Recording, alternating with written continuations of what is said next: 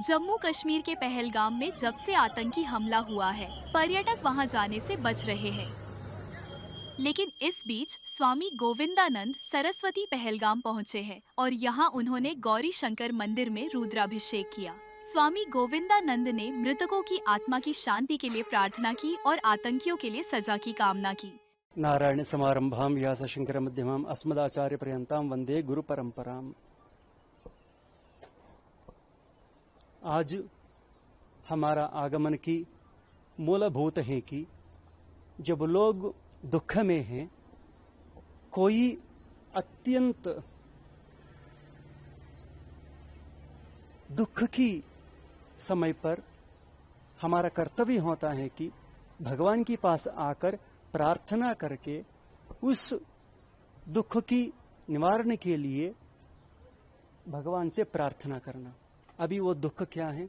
ऐसा एक घटना हमारी पहलगांव में घटित हुआ कि इतिहास में कोई नहीं सुना अभी तक।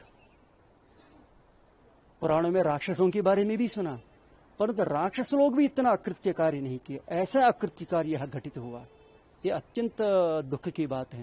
पहला, हमें आज गौरी शंकर के दिव्य चरणों में ये प्रार्थना किया कि उस आत्माओं को भगवान के चरणों में स्थान दें। दूसरा विषय है, अभी ये जो घटना की पीछे जो कार्य किया, ये सारे व्यक्ति लोगों के लिए भगवान सजा दे। और छोटा छोटा बच्चा भी साक्षी बनकर आगे दुनिया के सामने रख रहे कि क्या हुआ उसके सामने।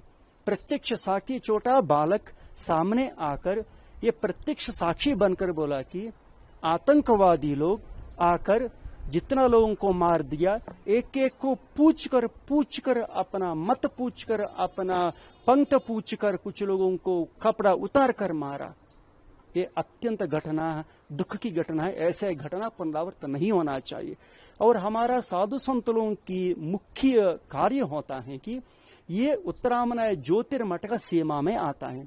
कश्मीर, उत्तराखंड या हिमालय प्रांत या हमारा आदिशंकर भगवतपाद जी का सीमा उत्तरामनाय ज्योतिर्मठ की आता है।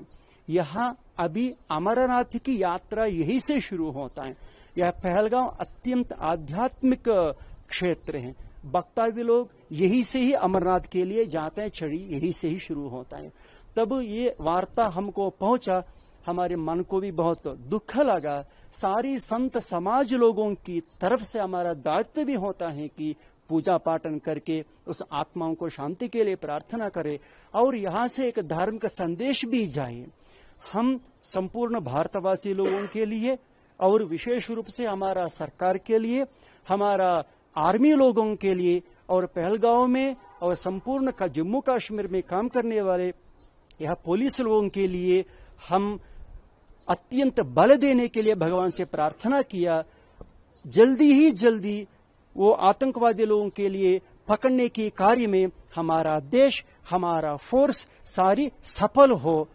वो लोगों को कड़क से कड़क एक शिक्षा हो। उसके साथ साथ भविष्य में क्या करना चाहिए, इससे लेकर हमको क्या सीखना चाहिए। अभी भी आतंकवादी लोग हमारा जम्मू कश्मीर में घुसकर कुछ लोगों के साथ मिलकर कार्य कर रहे हैं। इंटेलिजेंस रिपोर्ट्स भी यही बोल रहे हैं। हमारा आर्मी लोग, हमारा इंटेलिजेंस लोग, आईबी लोग, प्रशासन लोग एक संपूर्ण बॉर्डर टू बॉर्डर सर्वे कराकर कितना लोग जिलाओं में रह रहे हैं, उसका आधार कार्ड है क्या, उसका आइडेंटिटी है क्या, उसका फोन नंबर्स क्या है, वो किसके किसके संपर्क कर रही है, ये सारी एक फिल्ट्रेशन कीजिए। ये प्रोसेस के लिए 6 महीने लगता है संपूर्ण, क्योंकि भविष्य के बारे में सोचना चाहिए। ये सारी 6 महीने की प्रोसेस लगता है। परंतु अभी जो हमारा भारत सरकार जो कदम उठाया, जरूर उसका सफलता के लिए हमें प्रार्थना कर रहे हैं कि ये न केवल जम्मू कश्मीर की घटना है, ऐसा घटना विदेशों में भी कहीं पुनरावृत्त नहीं होना चाहिए। ऐसा एक हमारा भारत सरकार, आर्मी लोग, विशेष रूप से हमारा प्रधानमंत्री और अमित शाह इत्यादि लोग मिलकर जम्मू कश्मीर की सरकार के साथ कार्य करना चाहिए। जम्मू कश्मीर सरकार भी सेंट्रल गवर्नमेंट के साथ मिलकर यह कार्य उठाना चाहिए। स्वामी गोविंदानंद ने अमरनाथ यात्रा और उसकी सुरक्षा पर भी बात की। उन्होंने अनुच्छेद 370 हटने के बाद नापाक हरकतों को लेकर पाकिस्तान को खरी खरी सुनाई।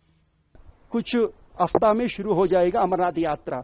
हजारों लोग यहाँ से यात्रा के लिए जाएंगे।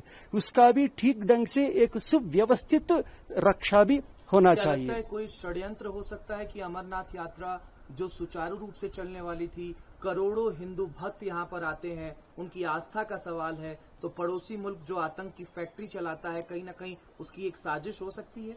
क्योंकि विगत 370 हटाने के बाद यह इतना पीसफुल परिस्थितियां स्थापित हो गया। विगत 10 वर्षों से इतना पीसफुल, इतना मुसलमान लोग भी बहुत अच्छा से सहजीवन करके हिंदू लोगों के साथ रहने लगा। ये पाकिस्तान आतंकवादी लोगों को सहन नहीं कर पा रहे। कुछ तो कुछ हमारा कश्मीर को कब्जा करने के लिए बहुत कोशिश कर रहे हैं, वो नहीं हो पा रही। उसी राग द्वेषों से आकर यहाँ पर्यटक लोगों के ऊपर हमला किया।